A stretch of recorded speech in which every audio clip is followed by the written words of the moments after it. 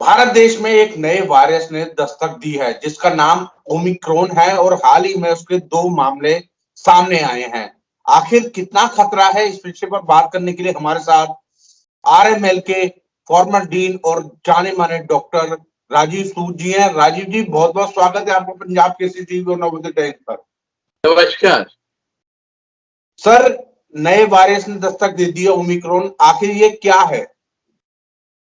देखिए, Covid virus के बारे में तो अब तक आप सब जान ही गए हैं। और कोविड वायरस जो है ये सार्स वायरस है और ये काफी खतरनाक है। इसकी 2 वेव्स भारत में आ चुकी हैं।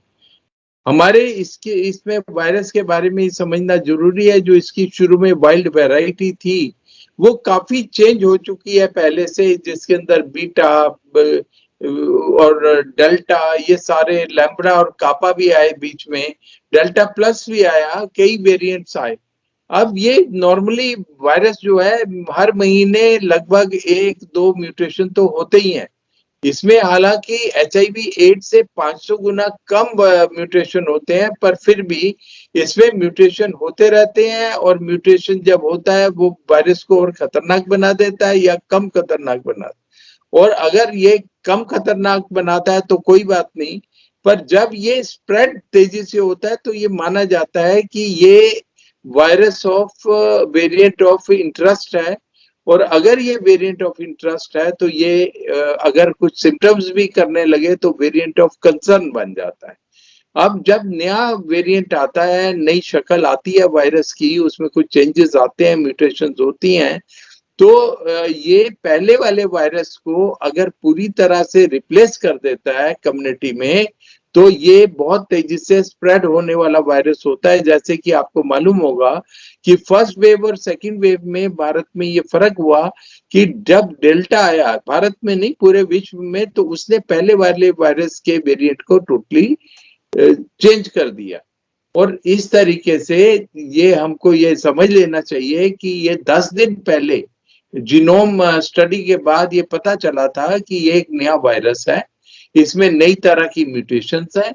इसमें जो खतरनाक पार्ट होता है वायरस का, स्पाइक प्रोटीन्स होती हैं, उसी के अगेंस्ट हम RT-PCR करते हैं, उसी के अगेंस्ट हम वैक्सीन बनाते हैं। ज्यादातर वैक्सीन, कुछ वैक्सीन तो इंडिया में पूरे वायरस के अगेंस्ट बनी है, पर ये स्पाइक प्रोटीन्स में एक कम्प्लेक्स म्यूटेशन हुआ है। और ये आपको बता दें कि डेल्टा में अगर 15 म्यूटेशन हुए थे तो, और वो खतरनाक हो गया था बहुत जबरदस्त, इसमें 30 से 50 म्यूटेशन देखे गए हैं। और इसलिए इसका स्प्रेड भी बहुत तेजी से होगा, ये पहले माना गया 10 दिन पहले सिर्फ। और ये साउथ अफ्रीका की एक सिटी के अंदर शुरू हुआ और उधर इसने लगभग उस कम्युनिटी में 75% वेरिएंट बदल दिया। और ये भी माना जा रहा है कि 100% बदल देगा। और अब आप देखिए कि कई कंट्रीज और कॉन्टिनेंट्स को पार करता हुआ ये जो साउथ अफ्रीका के एयर ट्रेवल से पैसेंजर्स आए, उनके साथ ये भारत में भी प्रवेश कर गया। और 2 कंफर्म केसेस जीनोम सीक्वेंस से आपको कर्नाटका में मिल गए और उनके कॉन्टैक्ट्स को हालांकि सक्सेसफुली क्वारंटाइन कर दिया गया है। पर अभी जब सारे के सारे एयर ट्रेवलर की बाहर से जो आ रहे हैं, आपने ट्रेसिंग शुरू की, तो अभी भी 10 के करीब जो पैसेंजर्स हैं जो इन कंट्रीज से आए हैं वो ट्रेसेबल नहीं है। तो इसलिए खतरा तो है, खतरा तो बढ़ता जा रहा है। राजीव सूद जी, आपने महत्वपूर्ण बात बताई और आपने लगातार कोरोना में काम किया है, पहली लहर में भी, दूसरी लहर में भी। जो दूसरी लहर की तबाही थी वो सबने देखी। कितना अलग है ये वेरिएंट की बात करें दूसरी लहर के मुताबिक के अनुसार? सबसे पहले तो डिटेक्शन की बात होती है, जो रोज हमारे RT-PCR टेस्टिंग हो रही है। एक अच्छी बात है कि ये वेरिएंट जो है ये RT-PCR में डिटेक्ट हो रहा है, इसलिए इसको टेस्ट करने में कोई मुश्किल नहीं है। और RT-PCR टेस्टिंग जब भी शक हो करनी चाहिए। सिम्टम्स इसके जरूर अलग हैं और अभी तक ये माना गया है कि सिम्टम माइल्ड है। माइल्ड सिर्फ उनमें नहीं जिनमें वैक्सीन लग चुकी हैं, जिनमें वैक्सीन नहीं लगी उसमें भी अभी तक के जो केसेस आए हैं किसी भी कंट्री में या किसी भी कम्युनिटी में या वैक्सीनेटेड में, अनवैक्सीनेटेड में, उनको हॉस्पिटलाइज करने की जरूरत नहीं पड़ी है। कोई डेथ नहीं हुई है अभी तक, या कोई व्यक्ति सीरियस नहीं हुआ है। और इसमें एक सीवियर थकावट होती है, गले में खराश होती है, बाकी सिम्टम्स हैं फीवर के, पर ये इसको अभी तक जो देखा गया है ये माइल्ड डिजीज है। पर इससे हमको बिल्कुल भी रिलैक्स नहीं होना है, क्योंकि एक तो ये फैल बहुत ज्यादा तेजी से रहा है। ये पहले से भी जितने भी वायरस के वेरिएंट थे, चाहे डेल्टा था, उससे भी तेजी से फैल रहा है ये। और अगर ये ऐसा फैल रहा है तो देखिए, मैंने जो शुरू में बताया कि म्यूटेशन होते हैं वायरस में, और अगर ये बहुत बड़ी कम्युनिटी के अंदर फैल जाएगा और उसमें म्यूटेशन होगा तो इसको फिर से एक नया म्यूटेंट जो है वो रिप्लेस कर देगा। और ऐसी स्थिति में जो नया म्यूटेशन है या नई शक्ल का वेरिएंट आएगा वो बहुत ज्यादा खतरनाक हो सकता है। तो ये एक सुपर स्प्रेडर्स का इसके पेशेंट काम कर रहे हैं, जो कि 10% होते हैं पूरी कम्युनिटी में, और वो 60% लोगों को इन्फेक्ट कर देते हैं। और इसी तरह ये तादाद बढ़ती जाती है। जिस तरह से ये घट रही थी, वो थर्ड वेव अगर आएगी तो ये बहुत बढ़ जाएगी, और ये फर्दर हानिकारक हो सकता है। अभी तक इसके लॉन्ग टर्म इफेक्ट पता नहीं चले हैं, पर इससे सावधानी, Covid appropriate behaviour, social distancing, hand hygiene और मास्क लगाना, ये एक सोशल जो इम्यूनाइजेशन है, ये सारा का सारा हमको फिर से बहुत स्ट्रिक्टली फॉलो करना है। और मैं तो यहाँ तक कहूंगा कि जो एयर ट्रेवल पे सबसे पहले जो बातचीत की जा रही है, हमको रिस्ट्रिक्शन लगाने ही पड़ेंगे। और ये बहुत जल्दी आप देखने वाले हैं कि एयर ट्रेवल की नई नई गाइडलाइंस आ जाएंगी बहुत जल्दी, क्योंकि जो हमारे जितने भी पेंडेमिक हुए हैं उसका सोर्स पहले सी ट्रेवल होता था 100 साल पहले, और अब एयर ट्रेवल उससे भी ज्यादा फास्ट स्प्रेडिंग का रूट बन चुका है। और आपने ये देखा होगा कि जितनी भी कंट्रीज में ये फैला है वो ज्यादा से ज्यादा ट्रेस हो गया है, और उनका सोर्स एयर ट्रेवल ही है। राजीव जी, आपने जिक्र भी किया, बताया भी तीसरी लहर आने की, बताया कि खतरा हो सकता है। तीसरी लहर को लेकर काफी पहले बोल दिया गया था कि अक्टूबर में आएगी, सितंबर में आएगी, फिर नवंबर बोला गया। क्या आपको लगता है कि ये वायरस तीसरी लहर ला सकता है? देखिए, हमारा दिवाली भी निकल गया, ईद भी निकल गया, फेस्टिवल्स निकल गए, और हमारा पैडी का जो सीजन था जिसमें फसलों की पैडी को बंद किया जाता है वो भी निकल गया, पोल्यूशन वाला भी निकल गया। पर तीसरी लहर जो कि हुआ बाकी कंट्रीज में, इंडिया में तो सेकंड लहर ही आपकी डेल्टा से आ गई, जो बाकी सब जगह हुआ तीसरी लहर डेल्टा से आई थी, और ये चौथी लहर भी आई, वो भी डेल्टा से आई थी। और ये माना गया कि हमारी जो तीसरी लहर है वो डेल्टा से आएगी, जिसकी रोकथाम हुई। वैक्सीनेशन ड्राइव बहुत सक्सेसफुली चल रहा है, हम लोग ने बहुत जल्दी इतनी बड़ी पॉपुलेशन होते हुए भी उसको पिकअप कर लिया। पर अगर ये वेरिएंट ऑफ कंसर्न नया वाला सुपर स्प्रेडर बन गया और ये बहुत तेजी से फैला, तो तीसरी लहर आने के पूरे पूरे अंदेशा है। सर, एक चीज समझना चाहूंगा, जिन लोगों ने वैक्सीन लगवा ली है, पहली डोज, दूसरी डोज, क्या ये उनको भी जो इन्फेक्शन है या वायरस अपनी चपेट में ले सकता है, वैक्सीन जिन्होंने लगवा रखी है? देखिए, इसके बारे में आप ये समझिए कि वैक्सीन प्रोटेक्ट करती है। वैक्सीन जो है इन्फेक्शन होने को नहीं रोकती, और जब आपने वैक्सीन दोनों डोज लगा दी तो जो आपके पास आपके शरीर में जो बाहर से इन्फेक्शन आ जाता है, वायरस एंटर कर जाता है, तो उस वायरस को वो आपके ऑर्गन्स में, आपके शरीर में एंटर नहीं होने देता, और उसके आपके टिश्यूज में आपके जो रिसेप्टर्स हैं, जो इसको एंट्री गेट्स बोलते हैं, ACE2 रिसेप्टर्स जो साइट्स होती हैं हर सेल में, हर ऑर्गन में, किडनी हो, लीवर हो, पेंक्रियास हो, सब जगह उसको रोकता है। तो इन्फेक्शन तो वैक्सीन वालों को डेल्टा से भी हो सकता है, पर वो माइल्ड होता है, उससे मृत्यु कम होती है। और इन्फेक्शन वो इसके बाद भी हो सकता है नए वेरिएंट का, जिनको वैक्सीन लगी है।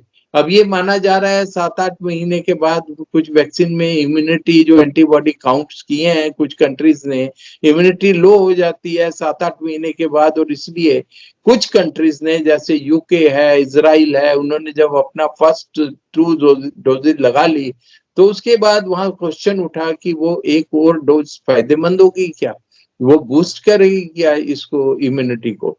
तो उन लोगों ने अब अल्टीमेटली अपने जैसे यूके में एनएचएस कार्ड है उनका, उसमें एंट्री मैंडेटरी कर दी है। और भारत में इसकी चर्चा चली कि आपको तीसरी डोज, या उसको अभी तक बूस्टर डोज नहीं बोला गया है, कुछ लोग वॉलंटरीली लगवा रहे हैं, उसकी जरूरत है या नहीं। और इसके बारे में सरकार चिंता कर रही है, चर्चा कर रही है। और इसी आज ही उसके बारे में एक बहुत स्ट्रॉन्ग रिकमेंडेशन आई है, जिसको आप बोलते हैं कि जो जीनोम स्टडी का जो ग्रुप बनाया था भारत सरकार ने, उसने आज अभी अभी एक रिकमेंडेशन दी है कि बूस्टर डोज 40 साल से ऊपर को, और आपके जो हाई रिस्क ग्रुप्स हैं या हाई एक्सपोजर ग्रुप्स हैं जैसे फ्रंट लाइन हेल्थ वर्कर्स वगैरह, इन लोगों को देनी चाहिए। ये रिकमेंडेशन है, अभी अडॉप्ट नहीं हुई है। इसके अडॉप्शन में एक प्रॉब्लम है। इसके अडॉप्शन में मैं दिल्ली की बात करूं तो अगर हमारे 1,40,00,000 इंजेक्शन लगे हैं फर्स्ट डोज, तो सेकंड डोज सिर्फ 90 करोड़ लगी है, और 50 करोड़ अभी भी कम है सेकंड डोज।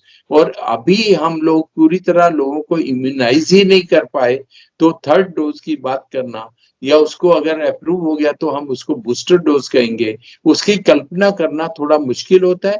क्योंकि अभी जैसे आज का डाटा लें तो लगभग 38 लाख लोगों को फर्स्ट डोज लगी है पहली बार।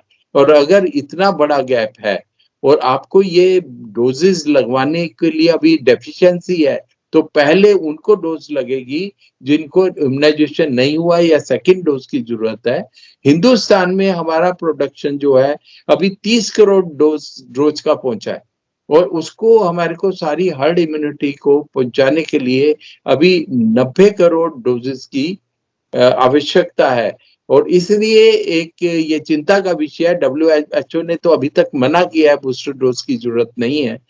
पर हाँ, अब ये जो फ्रंट लाइन वर्कर हैं, हाई रिस्क वर्कर हैं, या जिनको कोई ज्यादा डिजीज है या 9 महीने हो चुके हैं, 8 महीने हो चुके हैं 2 डोज लगाए, उनको जैसे यूके में, जैसे कई यूरोपियन कंट्रीज में, जैसे इजराइल में या यूएसए में एक माना जा रहा है कि बूस्टर डोज लगाई जा सकती है, वैसे भारत में भी मैं वो दिन दूर नहीं देखता जब बूस्टर डोज लगाई जाएगी। यही मेरा सवाल था, क्या भारत में बूस्टर की जरूरत है? क्या बूस्टर लगा के इस वायरस को, जो नया वायरस आया है ओमिक्रॉन, इसको कम किया जा सकता है? इसके खतरे को टाला जा सकता है? देखिए, जिन लोगों में बूस्टर लग जाएगा उनमें तो इम्यूनिटी और बढ़ेगी, और इसको हमको ये भी देखना है कि जिनमें 2 डोज नहीं लगी या 1 भी डोज नहीं लगी, अगर उनको छोड़ दिया गया और पहले बूस्टर लगाने शुरू कर दिए तो और खतरनाक सिचुएशन हो जाएगी। इसलिए अभी ये डिसीजन नहीं लिया जा पा रहा कि आप बूस्टर शुरू कर दें या अभी नहीं करें। और मेरे ख्याल से हमारा टारगेट, हमारा एम है कि वैक्सीन हेजिटेंसी, जो वैक्सीन लेने में लोग हेजिटेशन कर रहे थे, अब तो ये दूसरी वेव के एक्सपीरियंस के बाद वो खुद आगे आकर वैक्सीन ले रहे हैं। जिन लोगों ने वैक्सीन नहीं ली थी वो लोग भी अब वैक्सीन ले रहे हैं।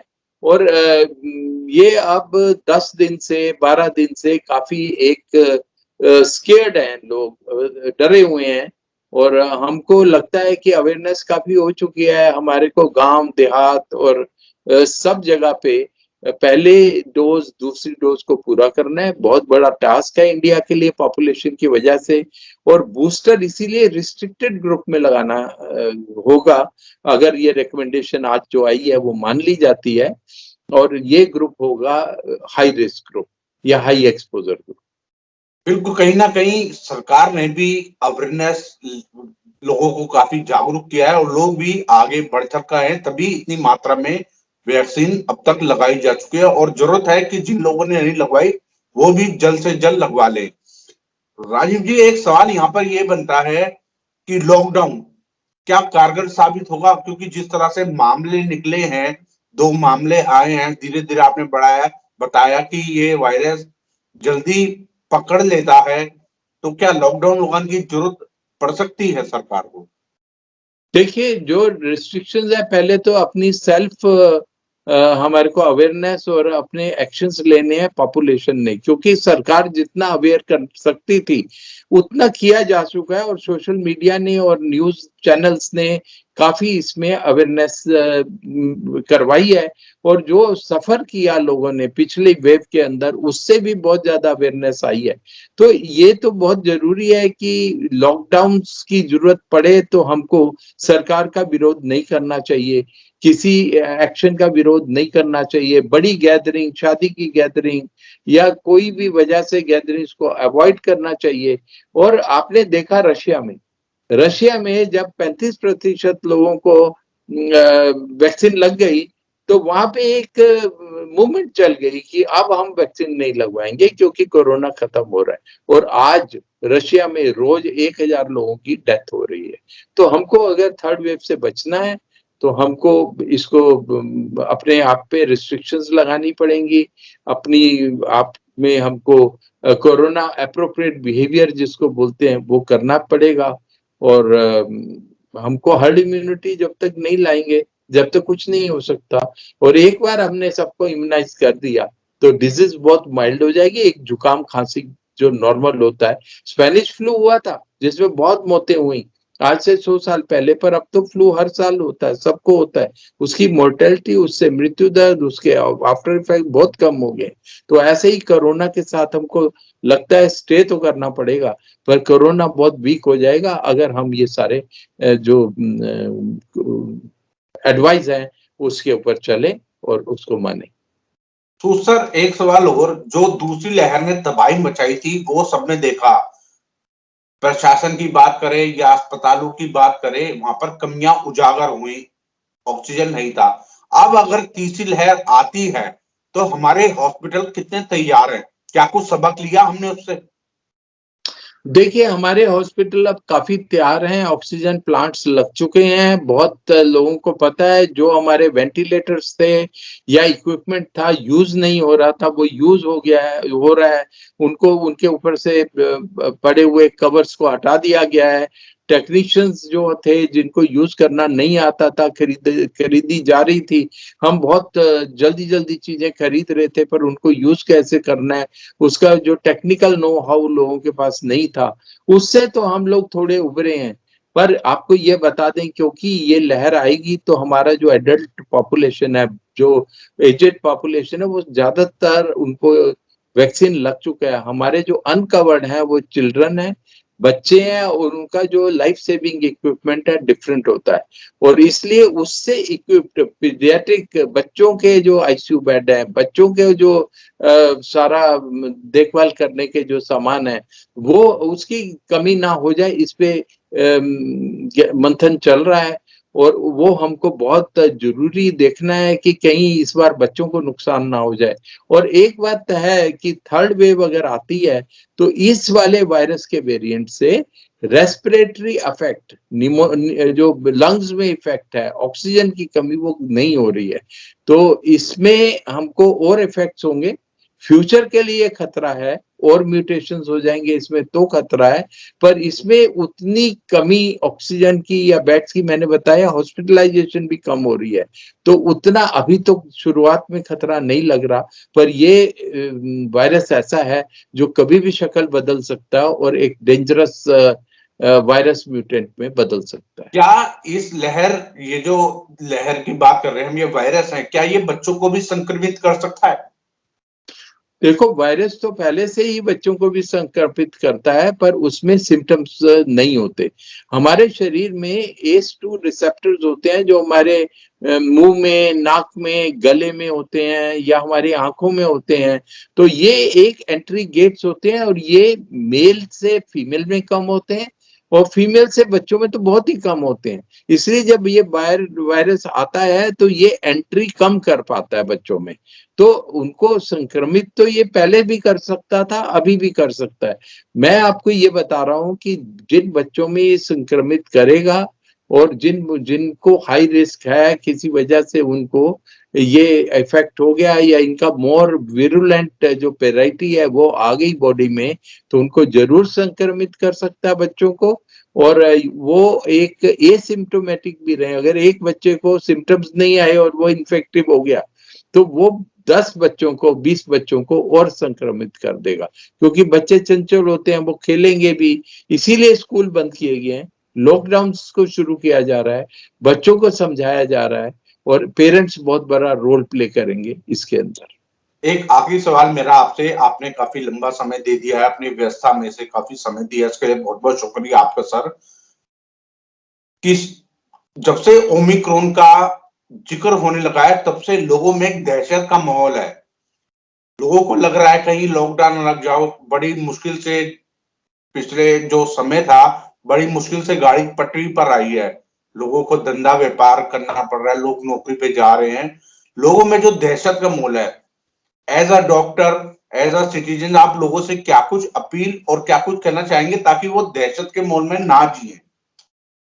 देखिए, हम अपना एक्सपीरियंस कर चुके हैं। इसमें दो तरह की क्राइसिस है, एक हेल्थ क्राइसिस है और दूसरी इकोनॉमिक क्राइसिस है। अगर हमको इकोनॉमिक क्राइसिस से बचना है तो हमको कोविड एप्रोप्रिएट बिहेवियर करना है और सारी गाइडलाइंस को, ये थोड़ी देर के लिए आपको प्रॉब्लम होगी, पर जो भी गवर्नमेंट की गाइडलाइंस है उनको फॉलो करें। अगर लॉकडाउन लगता है तो उसको स्ट्रिक्टली फॉलो करें और अपना जितनी भी रिस्ट्रिक्शंस हैं उनको वायलेट ना करें, और तभी हम लोग बचेंगे और इकोनॉमिक क्राइसिस फिर नहीं होगा।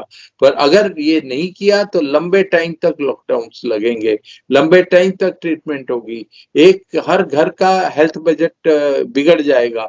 और आपने देखा कि किस तरह से काला बाजारी और बाकी दवाइयों की शॉर्टेज हुई, तो वो सब शुरू हो गया तो हम लोग बहुत मुश्किल में पड़ जाएंगे। इसलिए मेरा तो यही एडवाइस है कि जो प्रिवेंशन हम कर सकते हैं, जो हम अपने आप को बचा सकते हैं, सावधानियां हम बरत सकते हैं, उसको जरूर बरतें, वैक्सीन लगवाएं और अपने रूटीन में वो चेंजेस लाएं जो इस वायरस के स्प्रेड करने में रोकेंगे। बहुत बहुत शुक्रिया सर, अपना कीमती समय देने के लिए पंजाब कृषि टीवी और नवोदय टाइम्स को। और हम भी दर्शकों से यही अपील करेंगे कि ज्यादा से ज्यादा लोग वैक्सीन लगवाएं ताकि देश समाज सुरक्षित बन सके। बहुत बहुत धन्यवाद सर। धन्यवाद।